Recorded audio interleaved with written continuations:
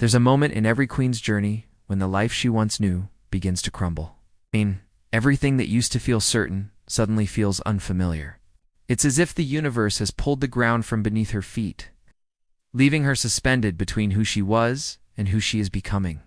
The relationships that once felt secure begin to fall apart. The dreams that once inspired her now seem distant. The identity she worked so hard to build no longer fits the woman she's evolving into. And in that chaos, she starts to question everything: her worth, her purpose, and even her strength. But in truth, this isn't destruction. It's initiation. It's the sacred collapse before the awakening. The body calls it heartbreak. The mind calls it failure. But the soul calls it transformation. When a woman experiences a setback, her nervous system immediately goes into survival mode. The brain begins to replay memories of pain, regret, and disappointment as if to warn her not to try again. It's the body's way of keeping her safe, but what it really does is keep her small. She starts to live each day reacting to her past instead of creating her future. And the more she thinks about what went wrong, the more those same neural pathways strengthen. Her thoughts fire in the same predictable patterns, producing the same familiar emotions: fear, guilt, sadness, shame. This cycle becomes a loop, a prison made of chemistry and memory. Her body becomes addicted to the feelings of her past, because biologically, it's what feels known. Even when those emotions hurt, they feel familiar, and familiarity feels safe. But what she doesn't realize yet is that the breakdown is not a punishment. It's the body's way of demanding change. The mind can't evolve while clinging to what's comfortable. The emotions tied to the old story must surface so they can finally be released. The heartbreak isn't happening to destroy her. It's happening to reveal the parts of herself she's been too afraid to meet. Every disappointment carries information. Every failure reflects a pattern that no longer serves her evolution. And so, when the old structures begin to fall apart, the relationships, the identities, the habits, they're making space for new frequencies of thought and emotion to emerge. At first, she resists it. She tries to hold on to the familiar, forcing things to stay the same. She tells herself she's lost her way, when in truth she's being redirected. The universe dismantles what's no longer in alignment, not because it's cruel, but because it knows she's ready to remember her power. Yet that realization doesn't come easily. There are nights when the tears feel endless, when silence feels like punishment, when loneliness becomes her loudest teacher. The mind searches for logic, but transformation doesn't begin with logic, it begins with surrender. In those quiet moments, when everything external seems to have fallen away, she's left alone with herself. No titles, no labels, no distractions. Just her consciousness, raw, unfiltered, exposed. And that's when she begins to sense something deeper moving beneath the pain, something ancient and wise. The same energy that created galaxies and oceans now pulses in her chest, whispering, "You are not broken. You are being reborn." For the first time, she starts to understand that this collapse is not chaos. It's creation in disguise. Every breakdown creates a vibrational void, an empty space between what was and what's coming. The old identity dissolves, and in that emptiness, possibility begins to form. Most people fear that emptiness because it feels like nothingness, but in truth, it's the fertile ground for rebirth. The energy she once used to maintain her old life is now being redirected into something higher. When a queen begins to rise from the ruins of her setback, the real transformation doesn't begin in the outer world. It begins in the invisible space within her mind.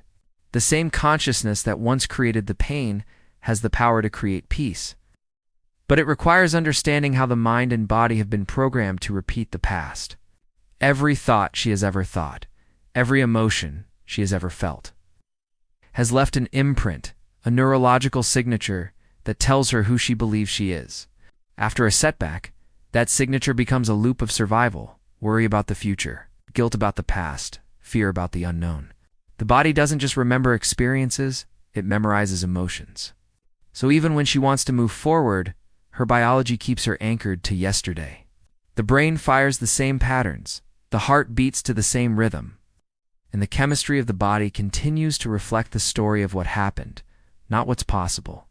Survival mode is a powerful state, but it is meant for moments, not lifetimes. When she lives there too long, the hormones of stress dominate her system. The mind becomes hypervigilant, always searching for what could go wrong. The body tightens, the breath shortens, and energy drains away from creativity, healing, and growth. She wakes up thinking about problems. She goes to bed feeling defeated by them. And the space between becomes a cycle of emotional repetition. Her reality mirrors her state of being. Same thoughts, same emotions, same outcomes. And this is where most people remain trapped, not because they are weak, but because they don't yet know that the mind can be reprogrammed. To step out of survival, she must begin to observe her thoughts instead of reacting to them. The moment she becomes aware of the thought rather than identified with it, she separates consciousness from conditioning. Awareness becomes the first act of freedom. When she catches herself thinking, "I'm not enough," or "it will always be this way," she no longer lets that thought define her. She begins to see it as just an old signal from the past, not the truth of her present. Each time she observes without judgment, she weakens the emotional charge that once kept her bound. The brain starts to prune away the neural connections associated with fear, guilt, and unworthiness, making space for new ones to form. Reprogramming the mind is not about forcing positive thinking. It's about creating new neurological and emotional associations that align with her desired future. The brain does not distinguish between what is real and where it's vividly imagined. It only responds to what she repeatedly focuses on. So when she closes her eyes and visualizes a future where she is confident, whole and free, and truly feels that reality in her body, she begins to fire and wire new neural circuits. The mind starts rehearsing a new identity, one that no longer vibrates with the frequency of her old pain. This is not fantasy. It's biology. The emotion of empowerment sends new chemical signals through the body, teaching every cell that it is safe to evolve. But the challenge comes when the old self fights to stay alive. The brain will try to convince her that change is impossible. She should stay in the familiar pain instead of the unfamiliar possibility. That's when discipline and consistency become sacred. Every day she must show up to remind her mind and body of the new story she's writing. Through meditation, she learns to quiet the noise of the past, to slow down the beta brainwaves of stress, and to enter the deeper alpha and theta states where the subconscious can be accessed. In this space, she becomes both the sculptor and the clay, reshaping her internal architecture thought by thought, feeling by feeling. As she continues this practice, something extraordinary begins to happen. The emotions of fear and lack lose their magnetic pull. The chemistry of stress is replaced with the chemistry of balance. She begins to notice synchronicities, opportunities, and signs that mirror her inner transformation. It's not magic, it's resonance. When her internal frequency changes, her external experiences must reorganize to match it. The world begins to respond to her new state of being because she's no longer broadcasting the energy of survival, but the energy of creation. Reprogramming the mind also means taking responsibility for what she allows herself to focus on. Every thought she entertains is an investment of energy. If she continues to dwell on what's wrong, she feeds the neural networks of limitation. But if she consistently nurtures thoughts of gratitude, possibility, and love, she strengthens the pathways of creation. The more she practices feeling her desired future in the present moment, the more natural it becomes. Eventually, the body, which once was addicted to pain, becomes addicted to peace. The identity that was once built on suffering begins to dissolve, and in its place emerges a consciousness that no longer seeks validation from the outside world. The queen realizes that her thoughts are not random. They are the blueprints of her destiny. The energy she invests into her mental rehearsals determines the experiences she attracts. By changing her mind, she changes her frequency. By changing her frequency, she changes her life. The comeback she's building doesn't depend on luck, circumstance, or external validation. It depends on the internal choice to think differently, to feel differently, to be different. The shift from survival to creation is not a single leap. It's a daily decision to align her mind with her future instead of her past. And each time she does, the old story loses its power while the new one gains momentum. Until one day, she no longer recognizes the woman who once doubted her strength, because her mind has become the very tool that freed her. There comes a moment in every woman's transformation when she realizes that no amount of external success, affirmation, or validation can fill the emptiness within her chest. The comeback she seeks is not just mental or physical, it is emotional. The real healing happens in the heart. It is here, within the invisible space between each beat, that she learns the most sacred truth of all. Her emotions are not weaknesses to be managed. They are messages to be understood. Every emotion, no matter how painful, is a vibration, an energetic signal guiding her toward wholeness. Yet for so long, she's been taught to suppress, to hide, to push away the very feelings that hold the keys to her freedom. In trying to stay strong, she built walls around her heart, mistaking numbness for peace. But true strength is not the absence of feeling, it is the courage to feel without fear. When she experiences heartbreak, disappointment, or betrayal, the body instantly encodes those emotions into her cellular memory. The nervous system stores pain as protection, and over time this emotional residue builds up like armor. The body begins to live in a state of constant defense, interpreting even love as danger, because it remembers what loss once felt like. The heart closes not out of malice, but out of self-preservation. But a closed heart cannot receive the energy of creation, cause creation flows through openness, through coherence, through love. As long as her heart is trapped in the chemistry of past pain, she will continue to attract experiences that match that vibration. To heal, she must release the trapped emotions that have become part of her identity. Healing the heart begins with awareness, noticing how her body responds to emotion. When she feels anxiety tighten her chest or sadness sink into her stomach, she no longer pushes it away. She observes it with compassion. By allowing the emotion to exist without judgment, she creates space for it to move. Energy is meant to flow, not to stagnate. Every tear she sheds is not weakness. It is energy leaving the body, creating room for light to return. The moment she chooses to feel her pain fully, it begins to lose its control over her. The emotional charge dissolves and the body begins to release the biochemical patterns of stress it once depended on. Science has long shown that the heart has its own intelligence. It generates the strongest electromagnetic field in the body, influencing not only her brain, but also the world around her. When the rhythm of the heart is coherent, when her emotional state is balanced, that electromagnetic field becomes more organized, more powerful, more radiant. This is why when she feels gratitude, compassion, or love, she notices her entire body relax. The mind quiets, the breath deepens. And a sense of peace begins. There comes a sacred point in every woman's evolution when she realizes that her comeback is not about returning to the life she lost, but about creating a new one from the frequency of who she has become.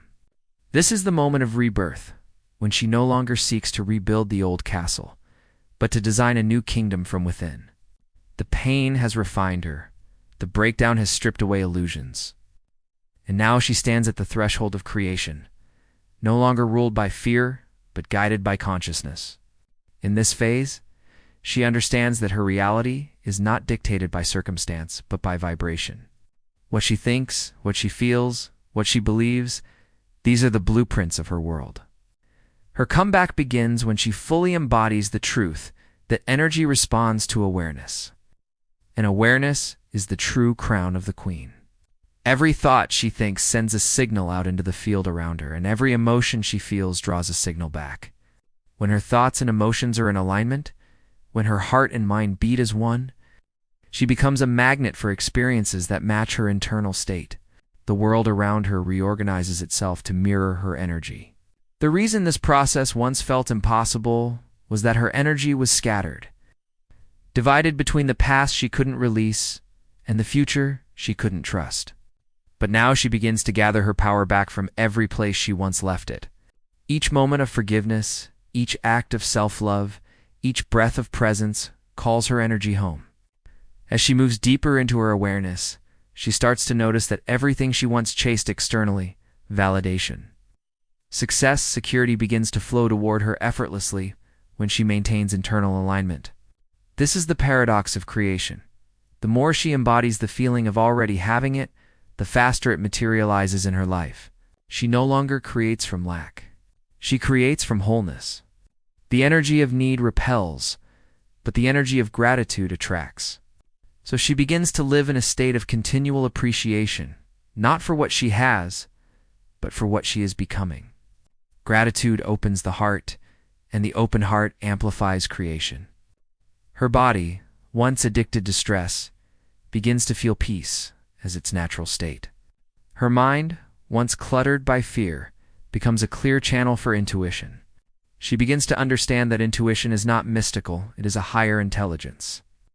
A signal from the field of possibilities responding to her coherence. The more she trusts that inner voice, the more aligned her actions become. The queen no longer rushes, forces, or competes. She moves with divine timing, knowing that energy never lies, and everything meant for her vibrates at her frequency. She no longer asks, "When will it happen?" Instead, she asks, "Who must I become for it to happen?" This is the true meaning of becoming the queen of her own energy. Mastering the internal landscape so profoundly that the external world becomes a reflection of her sovereignty. The people she attracts change, the opportunities she encounters evolve, and the circumstances she experiences elevate because her vibration no longer matches the old story. Her energy has transcended survival. It now radiates creation. Every time she meditates, visualizes, breathes intentionally, or chooses love over fear, she strengthens the electromagnetic field around her. That field begins to broadcast a new signal into the quantum fabric of reality, a signal of abundance, worthiness, and self-mastery. In this state of rebirth, she stops living as a memory. The old emotions that once defined her story no longer belong to her new frequency. She understands that identity is not fixed, it's energy in motion, constantly evolving. The version of herself that struggled to survive gave her wisdom, but now she lives as the creator of her destiny. She no longer seeks to control life. She collaborates with it. She knows that everything that unfolds is not random, but responsive to her state of being. The universe is not outside of her. It is moving through her, reflecting her, listening to her. Her comeback is not loud. It's not about proving anyone wrong or reclaiming lost validation. It's subtle, graceful, magnetic. It's an energy that speaks before she does. When she walks into a room, people feel her presence before they hear her words. That's the frequency of a woman who has risen from within, not because life handed her power, but because she remembered she was power. And as she continues to create from that place, she notices that the line between the inner and outer world begins to blur. Thoughts turn into opportunities. Emotions turn into synchronicities. Dreams begin to manifest, not because she forced them, but because she aligned with them energetically. She becomes a living example of what happens when a woman no longer allows her past to define her frequency. Her energy is her message now. Her presence is her leadership. She doesn't chase, she attracts. She doesn't struggle, she flows. She doesn't survive, she creates. The crown she wears is no longer made of gold. It's made of awareness, coherence, and truth. This is the art of the comeback. Not rising to reclaim the old throne, but rising to build a new one from within. One thought, one emotion, one vibration at a time.